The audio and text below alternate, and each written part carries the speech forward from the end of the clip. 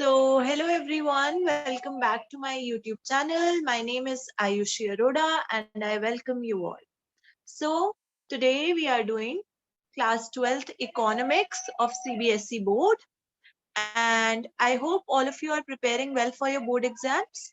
I wish you all the luck. So, today we are doing Indian economics of class 12 CBSE, and the chapter which we are doing is the human capital formation. So today we are studying about human capital formation. आज हम human capital formation की बात कर रहे हैं. It has been one of the most fascinating topic we have come across. Why we are saying that it is a very fascinating topic? We are saying that it is a very fascinating topic because when a person is involved in human capital formation process, then a person learns new skills, right? कि एक person के अंदर नई नई skills कब आती हैं? जब वो human capital formation की चीजों को सीख रहा है. ठीक है? Before I move on, I request you all, if you have not subscribed my channel till now, then please do it, because then only you will be receiving a notification for further videos, right? आपको notification तभी मिलेगा जब आप channel को subscribe करेंगे. ठीक है? और जब आप channel को subscribe कर रहे हैं, do press the bell icon so that you receive a notification. और नोटिफिकेशन को ऑल पर सेट कर देना ताकि आपको सारी नोटिफिकेशंस आती रहे. अगर आपको वीडियो अच्छा लगे तो प्लीज वीडियो को लाइक कर देना, चैनल को सब्सक्राइब कर लेना, चीजों को शेयर कर देना, और अगर कोई क्वेरी या डाउट हो then you can write down in the comment section. I would be happy to answer it, right? So human capital formation की पहले एक वीडियो बन चुकी है. ठीक है? अगर आपने प्रीवियस वीडियो नहीं देखी है then I request you please go back and do watch it. अगर आप पुरानी वीडियो देखेंगे तभी आपको ये समझ में आ पाएगा कि ह्यूमन कैपिटल फॉर्मेशन क्या चीज है, अदरवाइज आपको क्लैरिटी से समझ में नहीं आएगा. ठीक है? तो समझने के लिए चीजों को पहले इसका वीडियो 1 देखना, बाद में इस वीडियो पे आना.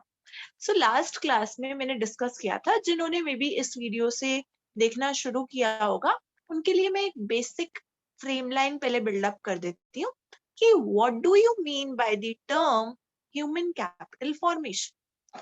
आप ह्यूमन कैपिटल फॉर्मेशन से क्या समझते हैं? ठीक है? So when we are talking about this term human, human का मतलब क्या है? Human being. Capital means when you generate some money, when you generate some income. ठीक है? कैपिटल. एंड फॉर्मेशन कि ह्यूमन बीइंग्स की वजह से मनी किस तरीके से जनरेट होगी. So, human capital formation यानी कि जब when an investment is made in human beings, जब investment किस में की जाती है? Human beings में की जाती है, in the form of education, in the form of health, in the form of training, or in the form of some other thing. So basically जब skills या फिर उसको एक person को बहुत सारी चीजें सिखाई जाती हैं, ठीक है, और उससे फिर वो एक बेटर पर्सन बनता है और उससे फिर वो इनकम जनरेशन के प्रोसेस में कंट्रीब्यूट करता है, that is known as human capital formation. ठीक है? जैसे कि आपने एचआर सुना होगा, ह्यूमन रिसोर्स. वो क्या है कि जब एक पर्सन के अंदर, ह्यूमन क्या है? Human beings are also a resource. Humans भी तो एक रिसोर्स है ना. अगर ह्यूमन बीइंग ही ना हो तो क्या वर्ल्ड में कोई काम हो पाएगा? नहीं हो पाएगा कोई भी काम. क्या मशीन अपने आप काम कर लेगी बिना ह्यूमंस के? नहीं कर पाएगी. ह्यूमन बीइंग तो चाहिए ना मशीन को चलाने के लिए. तो ह्यूमन कैपिटल फॉर्मेशन का मतलब क्या हुआ? ह्यूमन कैपिटल फॉर्मेशन का बेसिक मतलब ये है कि जब एक पर्सन के अंदर बहुत सारी स्किल्स का इन्वेस्टमेंट किया जाता है, in the form of education, in the form of knowledge, skills, health. जब आप पर्सन को बहुत सारी चीजें सिखा देते हैं ताकि एक पर्सन की पर्सनालिटी ओवरऑल लेवल पर डेवलप हो जाए बाद में, ताकि वो प्रोडक्शन प्रोसेस में कंट्रीब्यूट कर पाए. अगर किसी को नॉलेज होगी तभी तो वो मनी कमा पाएगा ना, तभी वो इनकम जनरेट कर पाएगा. अगर मान लो नॉलेज नहीं है तो स्किल होनी चाहिए. अगर स्किल भी नहीं होगी, अगर मान लो एजुकेशन है, स्किल है और हेल्थ नहीं है, हेल्थ नहीं है तो क्या वो इनकम जनरेट कर पाएगा? नहीं कर पाएगा, है ना? सो इसलिए human capital formation, last class में हमने इसका मीनिंग डिस्कस किया था और फिजिकल कैपिटल क्या होता है वो डिस्कस किया था। अगर किसी को कोई क्वेरी या डाउट है तो वो आप पुराना वाला वीडियो देख लेना, इसमें ह्यूमन कैपिटल फॉर्मेशन, उसमें बहुत डिटेल में इसका मतलब समझाया गया है। अभी तो मैंने ऊपर ऊपर से फटाफट 2 मिनट में समझा दिया है, बाकी जिसको डिटेल में सुनना है उस टॉपिक में क्या था वो प्रीवियस वीडियो रेफर करेंगे। Now we are studying the sources of human capital formation. आज की क्लास में हम क्या क्या सोर्सेज हैं ह्यूमन कैपिटल फॉर्मेशन के, हम उसको पढ़ेंगे कि भाई कौन कौन से सोर्सेज की वजह से आपके ह्यूमन बीइंग के अंदर बहुत सारी क्वालिटीज डेवलप हो जाएंगी। तो लिखा है there are a number of ways by which human capital can be increased. बहुत सारे तरीके हैं जिससे ह्यूमन कैपिटल इंक्रीज हो जाएगा। The different sources of human capital formation are, बहुत सारे sources को अब हम पढ़ेंगे। देखिए सबसे पहला दे रखा है expenditure on education. So अगर एक person को educate किया जाए तो that person will become a better person, educated person, उसके अंदर knowledge बढ़ जाएगी। जब knowledge बढ़ जाएगी तो उसके अंदर काम करने की एबिलिटी बढ़ जाएगी। तो इससे क्या होगा? ह्यूमन कैपिटल फॉर्मेशन होगा, यानी कि फिर वो ह्यूमन बीइंग मनी अर्न कर पाएगा, प्रोडक्शन प्रोसेस में कंट्रीब्यूट कर पाएगा, है ना? ह्यूमन कैपिटल फॉर्मेशन मतलब जब हमने उसके अंदर एजुकेशन डाल दिया, हेल्थ डाल दिया, ट्रेनिंग दे दी, सब कुछ दे दिया, तो उसके बाद में वो पर्सन इनकम जनरेट कर पाए, इकोनॉमी का एक मेजर पार्ट बन पाए। ठीक है? सो एक्सपेंडिचर ऑन एजुकेशन के नीचे लिखा है it increases future income and raises the living standard. भाई एजुकेशन मिलेगा तो इनकम भी बढ़ेगा और लिविंग स्टैंडर्ड भी इंप्रूव होगा, है ना? फिर the second one is expenditure on health. It helps to build up the labour force and improve the quality of life. अगर हेल्थ अच्छी होगी तो फिर लेबर फोर्स और क्वालिटी ऑफ लाइफ हमारा एनहांस होगा। Now on the job training, एक second,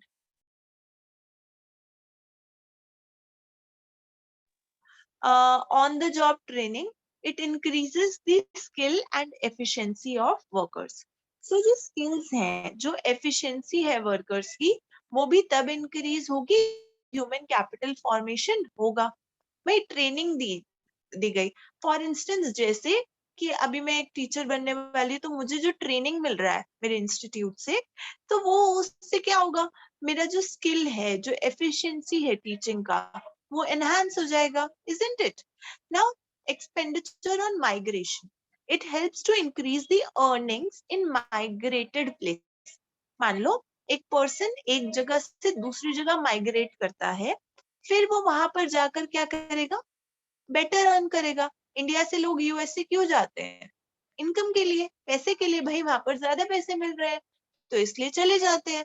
सो इसकी वजह से भी ह्यूमन कैपिटल फॉर्मेशन होगा। जाएंगे तो स्किल्स भी सीखेंगे नई नई। इसको आगे और डिटेल में पढ़ेंगे, जब इसको रीड करेंगे तब और अच्छे से समझ में आएगा।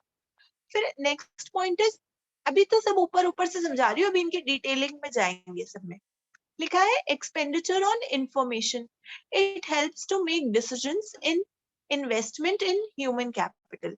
कि जो इंफॉर्मेशन है, अगर इंफॉर्मेशन के ऊपर एक्सपेंडिचर किया जाए तो उससे भी ह्यूमन कैपिटल फॉर्मेशन बढ़ जाता है। मतलब अगर किसी के पास नॉलेज है, इंफॉर्मेशन है, तभी तो वो ह्यूमन बीइंग बेटर वे में डेवलप कर पाएगा ना। समझ में आया? क्लियर हुआ? यहाँ पर एक लाइन है, ये मैं पढ़ देती हूँ, आगे का आप रीड करना। लिखा है एक्सपेंडिचर ऑन एजुकेशन। सबसे पहले हम एजुकेशन को लेते हैं कि ह्यूमन कैपिटल फॉर्मेशन कैसे बनेगा। भाई अगर ह्यूमन बीइंग को हम कुछ नहीं पढ़ाते, कुछ नहीं लिखाते, तो वो क्या बेटर पर्सन बन पाता? क्या वो इनकम जनरेट कर पाता? नहीं कर पाता। So the expenditure on education, proper utility of man power depends on the system of education and training of people. यानी कि जो प्रॉपर यूटिलिटी है, मैन पावर की, वो किस पे डिपेंड करती है? सिस्टम ऑफ एजुकेशन पे और ट्रेनिंग ऑफ पीपल पे, कि एजुकेशन और ट्रेनिंग लोगों को मिलनी चाहिए, इसकी वजह से एक्सपेंडिचर होता है एजुकेशन पे। ठीक है, आगे आगे करो इसको, मैं और अभी डिटेल में बताऊंगी। नेक्स्ट पेज मतलब हम्म हल्का सा और बड़ा हो सकता है। ठीक है हाँ हाँ जी, अब ठीक है। चलिए, अब इसको रीड करो Krishna ji. Labor skill of an educated person is much more than of an uneducated person, which enables him to generate more income than the uneducated person. Economists have stressed that need for expanding educational opportunities in a nation as it accelerates the development process. Spending on education by individuals is similar to spending on capital goods by companies. Individuals invest in education to increase their future income and raise their living standard. Expenditure on education turns human beings into human capital. Education contributes to economic growth because education confers high earning capacity of on people. It gives better it gives better social standing and pride. It enables one to make a better choice in life. It provides knowledge to understand the change in taking place in society. It stimulates innovation. It facilitates adaptation of new technology.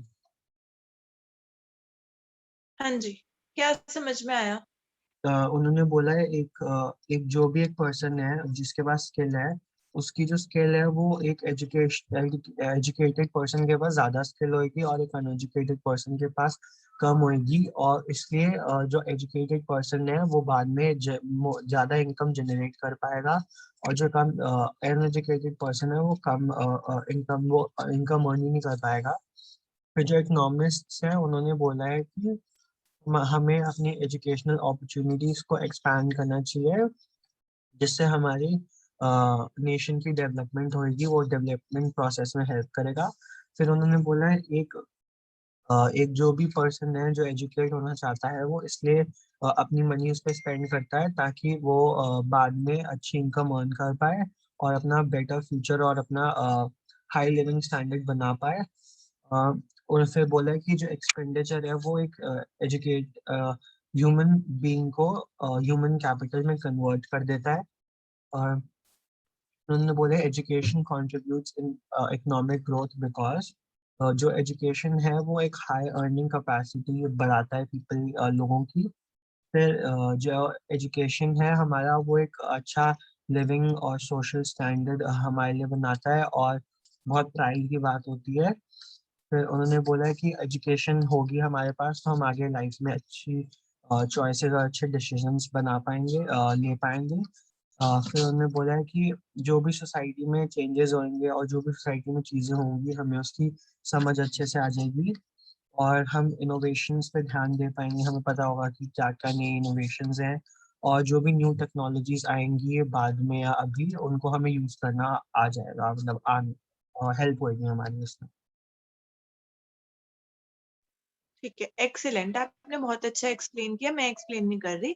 आपने एकदम सही explain किया कि भाई education आएगा तो हम higher income generate कर पाएंगे, एक ह्यूमन बीइंग ह्यूमन कैपिटल में कन्वर्ट हो जाएगा, और सारी की सारी चीजें अप टू द मार्क होने लगेंगी। भाई एजुकेशन होगी then you will be able to earn income, है ना? तो सिमिलर मैनर में ह्यूमन बीइंग ह्यूमन कैपिटल कैसे बनेगा? ठीक है, वो कब बनेगा? जब उसके पास एजुकेशन है। ठीक है, the next very important point is expenditure on health. Health वाला कर दो।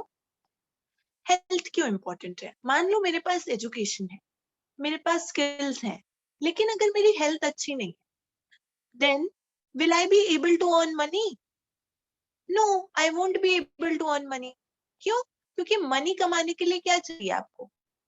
हेल्थ तो सबसे पहले है, हेल्थ इज वेल्थ। बचपन से सुनते हुए आ रहे हैं कि अगर हेल्थ ही नहीं है तो वेल्थ कहाँ से आएगी?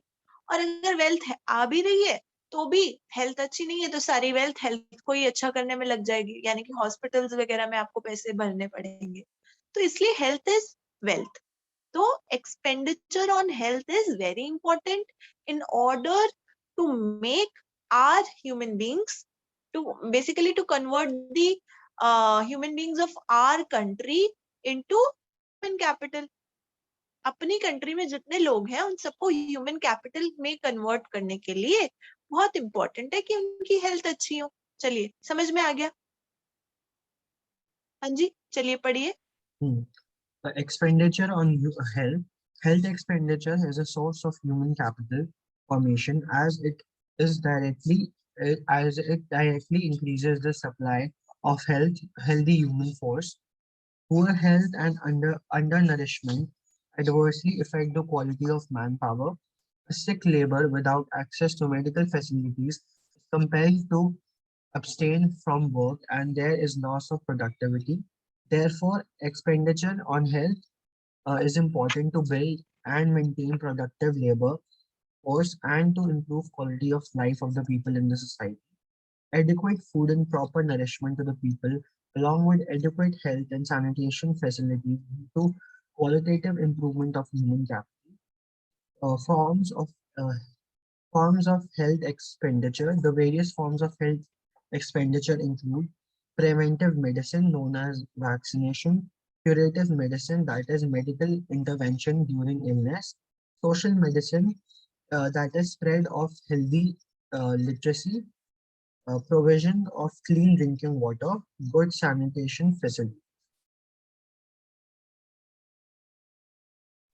हाँ जी, नीचे जो पहले जो ऐड आ रही है उसको बंद करो। हाँ, हाँ ठीक है, अब एक्सप्लेन करो क्या समझ में आया। उन्होंने बोला है जो हमारा हेल्थ पे एक्सपेंडिचर होगा वो हमारे ह्यूमन कैपिटल फॉर्मेशन के लिए बहुत इम्पोर्टेंट है और वो इंक्रीज करता है एक हेल्दी ह्यूमन फोर्स को। फिर उन्होंने बोला है कि अगर किसी की पुअर हेल्थ है और वो अंडर नरिशमेंट है तो वो उसकी मैन पावर तो वो क्वालिटी ऑफ मैन पावर पे इफेक्ट करेगा। और अगर हमारा कोई भी जॉब पे अगर कोई लेबर नहीं होगा या जो भी बंदा जॉब करने वाला है जिसके पास मेडिकल फैसिलिटीज नहीं है तो अपने वर्क प्लेस पे भी नहीं आएगा और उससे काम भी नहीं होगा और प्रोडक्टिविटी भी नहीं होगी। फिर उन्होंने सेकंड पॉइंट में बोला है कि अगर हम अपने हेल्थ पे एक्सपेंडिचर करते हैं तो वो हमारा मेंटेन करता है एक पर्सन का वर्क फोर्स और उसकी क्वालिटी ऑफ लाइफ भी इम्प्रूव होती है सोसाइटी में। फिर उन्होंने बोला है कि हमें प्रॉपर फूड और प्रॉपर नरिशमेंट मिलनी चाहिए जिससे हमारी हेल्थ अच्छी रहे और हमें और हमें सैनिटेशन फैसिलिटीज भी मिले जिससे हमारा ह्यूमन कैपिटल इम्प्रूव होएगा। फिर उन्होंने बोला है कुछ फॉर्म्स है हेल्थ एक्सपेंडिचर के जो कि उन्होंने पहला बोला है प्रिवेंटिव मेडिसिन जिसे हम वैक्सीनेशन कहते हैं। फिर क्यूरेटिव मेडिसिन जो कि मेडिकल इंटरवेंशन ड्यूरिंग इलनेस होता है जो जब कोई बीमार होता है तब उसे मेडिसिन दी जाती है तो उसे क्यूरेटिव मेडिसिन कहते हैं। फिर सोशल मेडिसिन जो कि है स्प्रेड ऑफ हेल्थ लिटरेसी। फिर provision of clean drinking water और good sanitation facility. So basically इसमें ये बोला गया है कि हेल्थ के ऊपर एक्सपेंडिचर होना चाहिए। अगर हेल्थ के ऊपर एक्सपेंडिचर नहीं होता तो पर्सन क्या रह जाएगा, उसकी पुअर हेल्थ होगी, अच्छी हेल्थ नहीं होगी। अगर अच्छी हेल्थ नहीं होगी तो वो काम नहीं कर पाएंगे, यानी कि लॉस ऑफ प्रोडक्टिविटी हो जाएगा। ठीक है, वो कुछ काम कर पाएंगे नहीं कर पाएंगे, जल्दी जल्दी जो बीमार होंगे वो ऑफिस क्या जा पाएंगे और वो इनकम क्या जनरेट कर पाएंगे, कुछ भी नहीं कर पाएंगे। और एडिक्वेट फूड मिलना चाहिए और प्रॉपर नरिशमेंट मिलना चाहिए लोगों को in order to have a better quality of life. ठीक है, अब यहाँ पर दो चार चीजें बताई गई हैं कि डिफरेंट फॉर्म्स है हेल्थ एक्सपेंडिचर के। पहला बोल दिया गया प्रिवेंटिव मेडिसिन, कि जैसे अभी कोविड आया, अगर जैसे सेकेंड वेव से पहले अगर जिन लोगों ने पहले वैक्सीनेशन लिया होगा तो उन्होंने वैक्सीनेशन ले लिया तो उसका मतलब क्या है कि उन्होंने अपने आप को प्रिवेंट कर लिया कि आगे हमें कोविड नहीं होगा। ये बाकी सारी चीजों के लिए भी है, अभी कोविड मेन चल रहा है तो उसके ऊपर बात कर लेते हैं। तो प्रिवेंटिव मेडिसिन मतलब कि हमें सबसे पहले तो वैक्सीनेशन ले लेनी चाहिए। अगर आपने भी अभी तक कोविड की वैक्सीन नहीं ली है then you should take it. ठीक है, then curative medicine. Curative medicine क्या होता है? क्योर करने वाली मेडिसिन। तो वो कब यूज होगी? जब मेडिकल इंटरवेंशन ड्यूरिंग इलनेस, अगर कोई पर्सन बीमार हो जाता है तो उस समय पर उसे मतलब दवाई मिलनी चाहिए ताकि वो क्योर कर पाए। The third point is social medicine, that is the spread of health literacy. हमें सोशल मेडिसिन यानी कि समाज में जा जाकर हेल्थ की लिटरेसी के बारे में बताना चाहिए। हेल्थ की लिटरेसी मतलब कि जैसे लोगों को बताएं कि smoking is injurious to health, कि अगर हम स्मोकिंग करते हैं तो उससे हमारी हेल्थ खराब हो जाती है। ये वाली सारी चीजें सबको बताना चाहिए। कैसे बताएंगे हम? सोशल मेडिसिन से, कि सोसाइटी में हेल्थ के लिए हम लिटरेसी स्प्रेड करेंगे, हेल्थ के लिए एजुकेशन देंगे। हम लोगों को बताएंगे कि अच्छा मास्क पहनना चाहिए, मास्क पहनने से आपको कोविड नहीं होगा। ये वाली सारी चीजें will act as a social medicine, isn't it? ठीक है। Now provision of clean drinking water, जगह जगह पर साफ पानी होना चाहिए। Then good sanitation facilities, जो साफ सफाई की सुविधाएं हैं वो भी अच्छे से मिलनी चाहिए। समझ में आ गया एक्सपेंडिचर ऑन हेल्थ? कोई डाउट है? नहीं? चलिए आगे करिए। On the job training. On the job training क्या होता है कि भाई आपको जॉब मिल गई, जॉब मिलने के बाद आपको ट्रेनिंग दी जा रही है ताकि आप एक एफिशिएंट पर्सन बन सके, एक एफिशिएंट एम्प्लॉय बन सके और वहां पर काम ढंग से कर सके। It will take place both in business line also and in job field also. कि अगर मैं जॉब करने जाऊंगी तभी भी मुझे ऑन द जॉब ट्रेनिंग चाहिए, अगर मैं बिजनेस करने जाऊंगी कहीं पे तो वहां पे भी ऑन द जॉब ट्रेनिंग चाहिए, है कि नहीं? दोनों जगह पर सीखना तो दोनों जगह पर पड़ता है ना। बिजनेस भी कैसे करना है वो भी एकदम से आता थोड़ी होता है, कहीं जाएंगे तो सीखेंगे, है कि नहीं? So on the job training पढ़िए। इससे हमें ये समझ में आएगा कि ऑन द जॉब ट्रेनिंग से एक पर्सन ह्यूमन बीइंग से ह्यूमन कैपिटल आप कैसे बन रहे हैं, यानी कि एक आम इंसान से आप एक पैसा कमाने वाले इंसान कैसे बन रहे हैं, एक सिंपल हिंदी भाषा में अगर बोला जाए तो। On the job training read करो। On-the-job training, as stated earlier, productivity of physical capital is subsistently enhanced with the improvement in human capital. Due to this reason, many firms provide on-job training to their workers. Such training has the advantage that it can be provided fast and without much cost. It increases the skill and efficiency of the workers and leads to an increase in production of goods and productivity of labor. हाँ जी, क्या समझ में आया बताओ?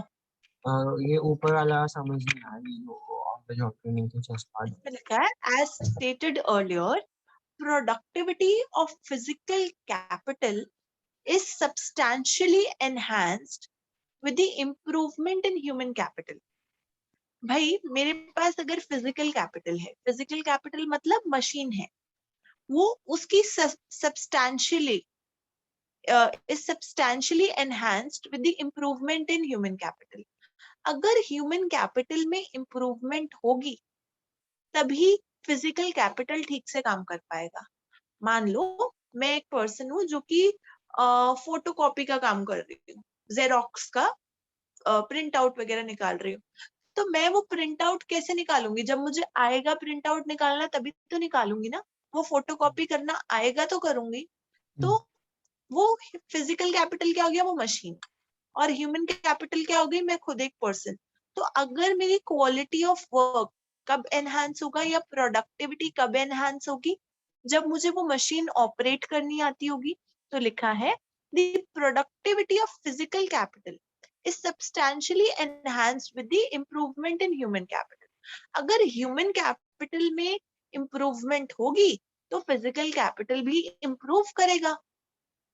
भाई जिसको machine चलानी नहीं आती, हो सकता है वो पर्सन मशीन को खराब कर दे। समझ में आ रही बात? हाँ जी। हो सकता है ना। जैसे कि मैंने एक वन ऑफ दी एक बहुत पुराना एक सीरियल आता था, उसमें दिखाते थे, तो वो उनकी जो बहू होती है वो अनएजुकेटेड होती है, ज्यादा पढ़ी लिखी नहीं होती। तो वो एक दिन क्या होता है, लैपटॉप पे ना कुछ हल्का सा सब्जी गिर जाती है, तो वो सोचती है इस लैपटॉप को ना धो देती हूँ। शायद गोपी बहू ऐसा कुछ करके कोई सीरियल आता था, जिसपे अभी वो बहुत फेमस मीम नहीं बना था, वो कह रहे थे राशि और कुकर में से चने निकाल दिए, जो इस तरीके का जो मीम था। तो वो उसमें ही दिखा रहे थे, मेरे को जहां तक याद है उसमें दिखाते हैं, वो जो राशि होती है वो उसको बोलती है कि देखो तुमने कपड़े धोए ना, सब कितने खुश हुए हैं, अब तुम ये लैपटॉप भी धो दो। द क्लेवर वन, ठीक है, दो क्लेवर वन उसको कह दिया आप ये लैपटॉप भी धो दो, और उसने क्या किया, वो लैपटॉप ने उठा के उसको वॉश कर दिया अच्छे से, लैपटॉप धो दिया और फिर उसको सूखने टंगा दिए तार के ऊपर एक, ठीक है, एक रस्सी के ऊपर, सच एज कि मैं कपड़े धो रही हूँ, ठीक है। तो उसमें होता क्या है, तो बेसिकली उनको नॉलेज ही नहीं है, तो इसलिए ट्रेनिंग इंपॉर्टेंट है। समझ में आ रही है ये बात? अगर हाँ जी। ट्रेनिंग नहीं है, स्किल नहीं है, तो क्या ह्यूमन बीइंग ह्यूमन कैपिटल बन पाएगा? नहीं बन पाएगा। सो इसलिए बोल रहे हैं कि जो फिजिकल कैपिटल है, जैसे लैपटॉप क्या हो गया, एक फिजिकल कैपिटल, अब वो फिजिकल कैपिटल की जो ड्यूरेबिलिटी है या जो उसकी क्वालिटी है, वो तभी एनहांस होगी जब ह्यूमन कैपिटल में इम्प्रूवमेंट होगी। समझ में आ रही है बात? हाँ जी। क्लियर हो रही है चीजें? हाँ। लिखा है due to this reason many firms provide on the job training to the workers. इस रीजन की वजह से बहुत सारे लोगों को ऑन द जॉब ट्रेनिंग दी जाती है, ठीक है। जो बहुत सारी फर्म्स ऐसी होती हैं, कंपनीज होती हैं, जो आपको जॉब के बाद भी, भाई आप जॉब करने गए, आपको थोड़ी ना काम करना आता है, आपने पहले अगर मान लो कभी जॉब नहीं करी, तो आपको थोड़ी ना आ रहा होगा कि कैसे काम करना है। वो आपको बताएंगे कि अच्छा, एक हफ्ता बोलेंगे कि एक हफ्ता आप किसी सीनियर के अंडर सीखो काम को और फिर आप करना, ठीक है। So this is on the job training. अब लिखा है such training has the advantage that it can be provided fast and without much cost. तो ये जो ट्रेनिंग है, इसका एडवांटेज क्या है कि ये फास्ट होती है, फटाफट जब आप जॉब पे गए, थोड़ा बहुत आपको पहले से आता है और थोड़ा बहुत आपने जॉब पे जाके सीख लिया, और इसको इसमें पैसा आपको नहीं लगाना पड़ता, कॉस्ट तो नहीं लग रही ना हमारी। भाई जो जॉब वाला, हमें तो नहीं पैसे भरने ना, वो तो जो जॉब वाले हैं वो अपने आप सिखाएंगे। फिर उसके सेकंड पॉइंट क्या लिखा है, it increases the skill and efficiency of the workers and leads to an increase in the production of goods and productivity of labour. की जो स्किल है और जो एफिशिएंसी है वर्कर की, वो इंक्रीज हो जाती है। अगर स्किल और एफिशिएंसी बढ़ गई तो प्रोडक्शन ऑफ गुड्स भी बढ़ जाएगा। अच्छा। अगर मुझे एक मशीन चलानी आ गई, मान लो मैं एक कपड़ा बनाती हूँ, एक कपड़े की फैक्ट्री में काम कर रही हूँ, तो मुझे वो कपड़ा अगर बनाना आ गया कि ऐसे यान बनेगा, ऐसे डाई होगा, ऐसे वीविंग होगी, तो मुझे अगर वो क्लॉथ फॉर्मेशन आ गया, तो उससे क्या होगा, गुड प्रोड्यूस हो जाएगा, यानी कि एक कपड़ा बन जाएगा। अब वो कपड़ा बन जाएगा, वो बढ़ेगा कैसे, प्रोडक्शन कैसे बढ़ेगी, जब मुझे वो स्किल और एफिशिएंसी आएगी, तब वो प्रोडक्शन बढ़ेगी। समझ में आया? हाँ जी। कोई डाउट है? नहीं। नहीं? चलिए आगे चलिए।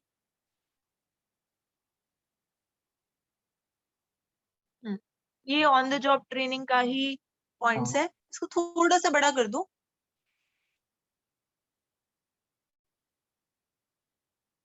अच्छा, थोड़ा सा ब्लर है ठीक है, साइड से। ब्लर है।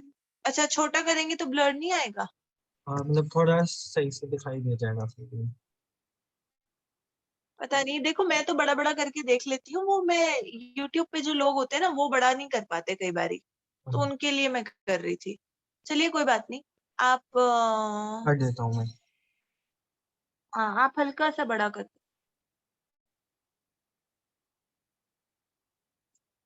और आगे से आप कोई पिक्चर खींचो ना, तो कैसे खींचना है पिक्चर, उस पे 2 मिनट प्रेस करके फिर पिक्चर खींचा करो, फिर वो ब्लर नहीं आती पिक्चर, ठीक है। जैसे अगर आप कोई पिक्चर क्लिक करते हो ना बेटा, तो पहले स्क्रीन पे 2 मिनट क्लिक किया करो, उससे क्या होता है, पिक्चर ब्लर नहीं आती, तो टेक्स्ट एकदम ठीक ठाक लिखा हुआ आएगा। चलिए पढ़ना शुरू कीजिए। Such training keeps the employees updated with the latest changes in their field of working. On-the-job training may take different forms. Workers may be trained in the firm itself under the supervision of a skilled worker. Workers may be sent for off-campus training. After on-the-job training of employers, firm insists that the workers should work for a specific period of time so that it can recover the benefits of the enhanced productivity owing to the training. It is a source of human capital formation as a return of expenditure on such training in the form of enhanced labor productivity is more than the cost of it. हाँ जी, explain करो क्या समझ में आया। उन्होंने बोला है जो ऑन द जॉब ट्रेनिंग होती है वो एक एम्प्लॉय को अपडेटेड रखती है कि जो भी उसकी फील्ड में क्या क्या चेंजेस आए हैं और क्या क्या चल रहा है। फिर सेकंड पॉइंट में फोर्थ पॉइंट में उन्होंने बोला है कि जो ऑन द जॉब ट्रेनिंग है उससे फॉर्म्स हो सकते हैं। तो जो फर्स्ट फॉर्म है वो की है कि ऑन द जॉब ट्रेनिंग में जो भी वर्कर है उसे फॉर्म के अंदर ही किसी एक स्किल्ड वर्कर के सुपरविजन के अंदर ट्रेनिंग दी जाएगी। और सेकंड है वर्कर्स में जो वर्कर है उससे कोई ऑफ कैंपस ट्रेनिंग के लिए भेजा जाए। और ये सेकंड लास्ट और लास्ट पॉइंट मेरे को समझ नहीं आया। ठीक है, ऊपर वाले में तो ये बताया कि एक तो होगा ऑन द जॉब ट्रेनिंग, कि आप ऑफिस में गए और वहीं पर जो आपका सीनियर है या जो आपका सुपरवाइजर है उन्होंने आपको काम करना सिखा दिया। Even if you are going for the teaching profession, as a teacher भी अगर हम जाएंगे तो हमें पहले जो सीनियर जो प्रोफेसर होते हैं या जो टीचर होते हैं वो एज एन इन्विजिलेटर हमारी क्लास में बैठते हैं देखने के लिए कि हम कैसे पढ़ा रहे हैं चीजों को। ठीक है, ये हर जगह होता है। ठीक है, तो आपको पहला तो ये हो गया कि आपको ऑन द जॉब ट्रेनिंग, यानी कि आप जिस जगह पर गए और वहीं पर आपको सुपरविजन के थ्रू चीजें हो रही हैं। और दूसरा क्या हो रहा है, वर्कर्स में be sent off campus training, कि ऑफ कैंपस ट्रेनिंग मतलब कैंपस में ट्रेनिंग ना होकर आपको कहीं दूसरी जगह भेजा गया। कि मान लो आपको जॉब में तो कहीं पे रखा गया लेकिन उन्होंने आपको ट्रेनिंग के लिए दूसरी जगह भेज दिया कि भाई आप सीख कर दूसरी जगह से आओ और बाद में आकर आप हमारी कंपनी में काम करो। ठीक है, बहुत सारी फर्म्स ऐसे कराती हैं। और आजकल जैसे एक पेपर होता है एक्चुरियल साइंसेस का पेपर होता है, तो कंपनीज, बहुत सारी ऐसी कंपनीज होती हैं जो खुद बोलती हैं कि आप पढ़ाई भी कीजिए, आप पेपर दीजिए, वहां से कोर्स करो और फिर आकर हमारी कंपनी में हेल्प करो। ठीक है, ऐसे बहुत सारी चीजें होती हैं।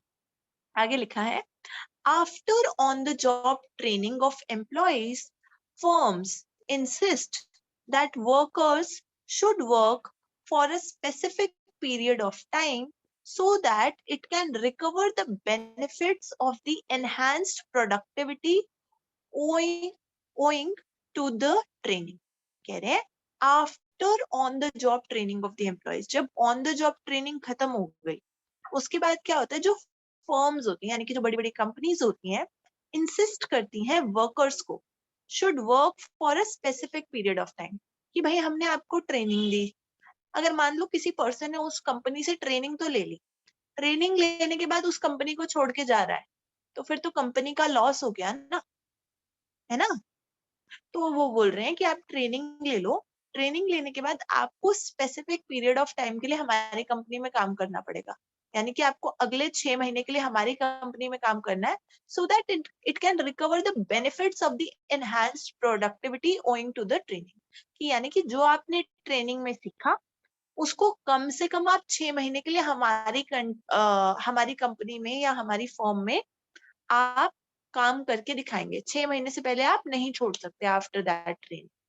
ठीक है, कि भाई आपने ट्रेनिंग तो ले ली कंपनी से, बाद में आप उस कंपनी को छोड़ के जा रहे हो, तो ऐसा पॉसिबल नहीं होगा। वो पहले ही पेपर साइन करा लेते हैं, बॉन्ड बोलते हैं उसे, बॉन्ड वो फिल करा लेते हैं और बोलते हैं कि आप अगर ट्रेनिंग पे जा रहे हैं तो ट्रेनिंग के बाद आपको 6 महीने या 1 साल तक हमारी ही कंपनी में काम करना पड़ेगा। समझ में आ गई बात? उसके बाद लिखा है, it is a source of human capital formation as return of expenditure on such training in the form of enhanced labor productivity is more than that the cost of it। कह रहे हैं कि ये जो सोर्स है human capital formation का, ये क्या है, as return on expenditure of such training. कि मान लो जितना खर्चा ट्रेनिंग पे हुआ, अगर उन्होंने आपको एक ट्रेनिंग कराई, 6 महीने की ट्रेनिंग थी, उसके बाद उन्होंने बोला कि 1 साल आपको हमारी कंपनी में जॉब करना है, तो वो जो 6 महीने की जो ट्रेनिंग है उसमें मान लो 2 लाख रुपए कंपनी का खर्च हुआ। ठीक है, अगर 2 लाख रुपए कंपनी का खर्च हुआ तो वो जो उसमें जो वो आपसे आने वाले 1 साल में जो वो लेबर प्रोडक्टिविटी लेंगे, यानी कि जितना वो आपसे काम लेंगे वो 2 लाख से कहीं गुना ज्यादा होगा। यानी कि जितना ट्रेनिंग पे पैसा इन्वेस्ट किया जा रहा है उससे ज्यादा वो लेबर प्रोडक्टिविटी में आपसे काम ले लेंगे than the cost of it. उससे कम काम नहीं लेंगे आपसे, उससे ज्यादा काम लेंगे। समझ में आ गया? यही लिखा है लास्ट पॉइंट पे। क्लियर है? कोई दिक्कत नहीं। नहीं? चलिए ये पढ़िए, एक्सपेंडिचर ऑन माइग्रेशन।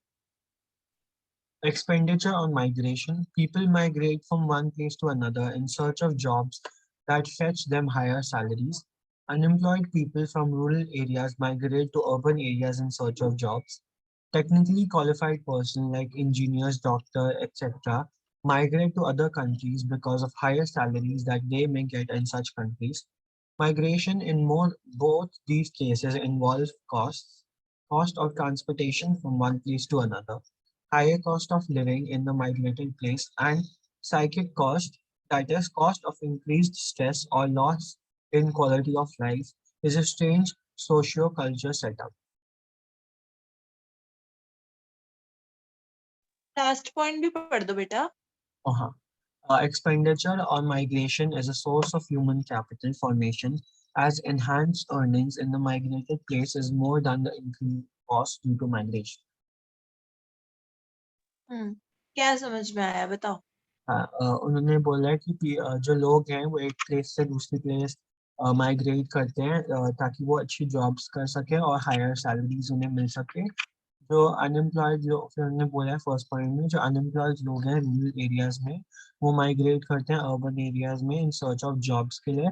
फिर जो टेक्निकली क्वालिफाइड लोग होते हैं जैसे डॉक्टर्स और इंजीनियर्स, वो डिफरेंट कंट्रीज में जॉब अपॉर्चुनिटीज देखते हैं क्योंकि वहाँ पे हायर सैलरीज होती हैं। फिर उन्होंने बोला माइग्रेशन इन बोथ केसेस में वो कॉस्ट पे डिपेंड करती है कि जो कॉस्ट है ट्रांसपोर्टेशन की वन प्लेस टू अनदर वो बहुत ज़्यादा होगी, और जो लिविंग स्टैंडर्ड है एक प्लेस का जहाँ पे भी वो माइग्रेट कर रहे हैं वो भी हाई होगा। फिर उन्होंने बोला साइकिक कॉस्ट जो कि है एक इंक्रीज स्ट्रेस और loss of quality in life, उसका in a strange socio culture setup. फिर उन्होंने बोला माइग्रेशन एक सोर्स है ह्यूमन कैपिटल फॉर्मेशन का जो कि एक पर्सन की अर्निंग्स इनहांस करता है, और कॉस्ट भी इंक्रीज, उसकी कॉस्ट भी इंक्रीज होती है due to migration. So basically ये बोला गया है कि एक पर्सन जब एक जगह से दूसरी जगह पर जाता है तो भाई वो नई नई स्किल्स भी सीख रहा है। अगर मैं रूरल एरिया में रह रही हूँ, यानी कि एक विलेज एरिया में रह रही हूँ, उसके बाद मैं एक अर्बन एरिया में चली गई। अर्बन एरिया में गई तो मैंने वहां पे जाके नई स्किल सीखी, उससे मेरे मनी एनहांस होगा। मनी एनहांस होगा तो क्वालिटी ऑफ लाइफ एनहांस होगी। क्वालिटी ऑफ लाइफ एनहांस होगी तो मेरे अंदर ह्यूमन कैपिटल फॉर्मेशन भी तो एनहांस हो रहा है। ठीक है? सो सिमिलर मैनर में बोल रहे हैं कि जो इंजीनियर्स हैं, डॉक्टर्स हैं, वो जैसे मैंने आपको एग्जांपल पहले भी दिया था कि इंडिया के जो इंजीनियर्स हैं वो कहाँ जाते हैं? यूएसए में जाते हैं काम करने के लिए। अब वो यूएसए में जाकर काम कर रहे हैं तो मतलब क्या हो रहा है? माइग्रेशन हो रहा है। माइग्रेशन हो रहा है तो साथ में वो स्किल्स लेकर भी जा रहे हैं और वहां से भी सीखते हैं।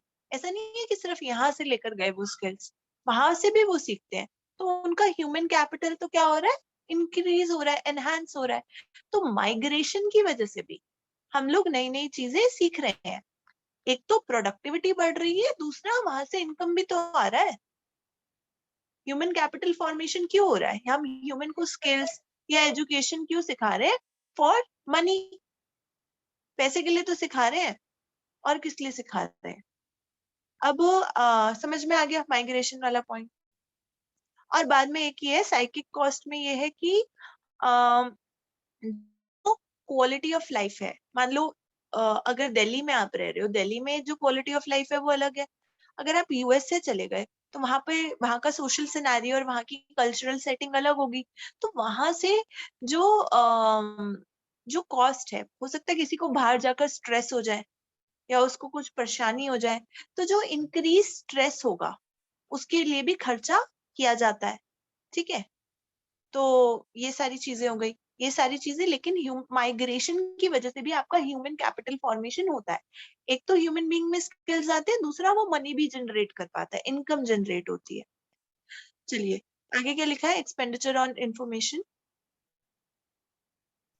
हाँ, ये लास्ट है, ये पढ़ लो, फिर आज की क्लास को वाइंड अप करते हैं। पढ़ो। Expenditure on information. Expenditure is incurred to acquire information relating to the labor market and other markets. It in, Incurred. uh, incurred. Incurred. Incurred. Expenditure is incurred to acquire information relating to labor market and other markets. It involves amounts spent on seeking information about educational institutions, their educational standards, and costs of education. For example, people want to know that the level of salaries associated with various types of jobs, whether the educational institutions provide the right type of employable skills, and what cost. Information is necessary to make decisions regarding investments in human capital as well as for efficient utilization of the acquired human capital stock. बताओ क्या समझ में आया? ये वाला आया नहीं sir. नहीं आया? इसमें बात कर रहे हैं एक्सपेंडिचर ऑन इंफॉर्मेशन। अगर हमारे पास में इंफॉर्मेशन होगी तो हम लोग क्या बन पाएंगे, बेटर ह्यूमन कैपिटल बन पाएंगे। ह्यूमन बीइंग से ह्यूमन कैपिटल कैसे बनेंगे, जब इंफॉर्मेशन होगी। अगर इंफॉर्मेशन ही ना हो तो क्या हम कुछ बन पाएंगे? नहीं बन पाएंगे। लिखा है expenditure is incurred to acquire information relating to labour market and other markets. अगर मुझे किसी जगह पर काम करना है, लेबर मार्केट मतलब जो लोग फिजिकल काम करते हैं, फिजिकल लेबर का काम हो गया, जैसे कि कहीं जाकर कोई सामान उठा रहे हैं या कोई फैक्ट्री बना रहे हैं, तो लेबर हो गई, वो जो लेबर का काम कर रहे हैं, ठीक है, जो मेहनत मजदूरी का जो काम कर रहे हैं, तो उसपे जो एक्सपेंडिचर इनकर होता है to acquire information relating to the labor market and other markets. Other markets जैसे कि टेक्नोलॉजी हो गई या कोई और मार्केट हो गई, कोई भी और चीज। तो अगर इन चीजों की इंफॉर्मेशन होगी तभी ह्यूमन कैपिटल फॉर्मेशन हो पाएगा ना। अगर इंफॉर्मेशन ही नहीं है, मान लो हमारी इंडिया की गवर्नमेंट ने बोला कि एक नया कोर्स निकाल देते हैं बच्चों के लिए, जिससे कि सारे बच्चे जो स्पोर्ट्स में भी अच्छे हैं वो लोग भी स्पोर्ट्स के थ्रू वो आगे स्पोर्ट्स की पढ़ाई करें और स्पोर्ट्स की पढ़ाई करके वो हायर लेवल पर एज अ स्पोर्ट्स कोच बन जाएंगे। ठीक है, अगर गवर्नमेंट ने ये बोला, अगर इस बात की इंफॉर्मेशन नहीं होगी तो क्या कोई ह्यूमन कैपिटल फॉर्मेशन की तरफ जा पाएगा? नहीं जा पाएंगे। हम ह्यूमन बीइंग ही रह जाएंगे, हम ह्यूमन कैपिटल नहीं बन पाएंगे। यानी कि हम वो व्यक्ति नहीं बन पाएंगे जो कि इनकम जनरेट कर रहा है या कि जो इनकम को अर्न कर रहा है। बन पाएंगे? नहीं बन पाएंगे। ठीक है, तो इसलिए क्या बोल रहे हैं, इंफॉर्मेशन इंपॉर्टेंट है। इंफॉर्मेशन पे एक्सपेंडिचर करना इंपॉर्टेंट है। और सबसे ज्यादा इंफॉर्मेशन हमें कहाँ से मिलती है? मीडिया से मिलती है, आजकल तो न्यूज चैनल से मिलती है। लिखा है फर्स्ट पॉइंट में, it involves amount spent on seeking information about educational institutions। सबसे पहला तो आज की डेट में हम एजुकेशनल इंस्टीट्यूशंस के बारे में इंफॉर्मेशन इकट्ठी करते हैं कि भाई अगर मुझे फॉरेन कंट्री से कोई कोर्स करने जाना है तो उसका क्या क्या कैसे होगा वो कोर्स, उसका एजुकेशन क्या है, मतलब पहले उसका पूरा क्राइटेरिया इकट्ठा करते हैं ना, इन्फॉर्मेशन लेते हैं कि भाई मेरे को ऑक्सफोर्ड यूनिवर्सिटी से अगर मुझे कोई कोर्स करना है, फॉर इंस्टेंस आर्कियोलॉजी के ऊपर कुछ करना है, आर्कियोलॉजी करना है, तो क्या उसके मेरिट्स हैं, क्या डीमेरिट्स हैं, कैसे पढ़ाते हैं, कितने टाइम का कोर्स है, तो ये सब क्या है, इंफॉर्मेशन है। अगर ये इंफॉर्मेशन ना हो तो क्या ह्यूमन कैपिटल फॉर्मेशन हो पाएगा? नहीं हो पाएगा। So it involves the amount spent on seeking information about educational institutions, their educational standards and the cost of education। सबसे पहले तो हम एजुकेशनल इंस्टीट्यूशन ढूंढेंगे। मान लो मुझे ऑक्सफोर्ड यूनिवर्सिटी से आगे अपनी कोई फर्दर पढ़ाई करनी है, तो एजुकेशनल इंस्टीट्यूशन मैंने ढूंढा, फिर उनके एजुकेशनल स्टैंडर्ड्स को मीट कर रही हूँ कि मैं नहीं मीट कर रही, कि उनके लिए क्या क्राइटेरिया है वो, और फिर द कॉस्ट ऑफ एजुकेशन, कितने पैसे लगते हैं भाई वहां से एजुकेशन करने के। तो ये सारी चीजें क्या है, इंफॉर्मेशन। अगर इंफॉर्मेशन होगा तो ये चीजें होंगी। तो expenditure on information is also very important. Information पे पैसा खर्च करना भी इम्पोर्टेंट है. अब जिनको इंफॉर्मेशन नहीं होती वो आगे कोचिंग इंस्टीट्यूट वगैरह के पास जाते हैं कि पूछने के लिए, हाँ जी आप बताओ कि कैसे होगा क्या होगा. अब लिखा है for example people want to know the level of salaries associated with various types of jobs. अगर लोगों को जानना है कि अलग अलग जॉब की कितनी कितनी सैलरी होती है, whether the educational institution provide the right type of employment skills and at what cost. क्या जो एजुकेशनल इंस्टीट्यूशन है क्या वो हमें वहां से जॉब लगवा देंगे, ये लोगों का जनरली क्वेश्चन होता है. एंड एट व्हाट कॉस्ट, कितने कॉस्ट में लगा देंगे कि भाई अब हमें उन्हें कुछ पैसा तो नहीं पे करना, कुछ होगा तो नहीं. मतलब 100 तरीके के सवाल होते हैं. ये सब क्या है? इंफॉर्मेशन. अगर हमें इंफॉर्मेशन मिलेगी तो हम ह्यूमन कैपिटल फॉर्मेशन की तरफ जा पाएंगे.